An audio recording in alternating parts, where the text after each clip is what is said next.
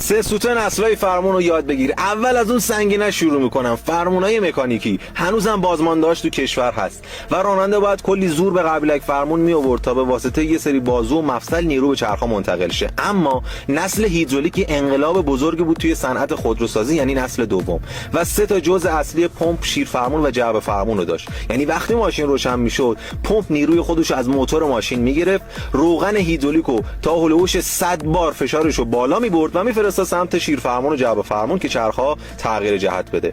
بعد از اون نسل الکتروهیدرولیک اومد. بنده خدا دوام آنچنانی نیاورد و تفاوتش هم با هیدرولیک این بود که پمپ هیدرولیک توی این نسل به جای اینکه نیرو خودش رو از موتور بگیره، خودش یه موتور الکتریکی مجزا داشت که رو ماشینایی مثل مازدا تری، هیوندای جنسیس، پژو 407 هم نصب شده.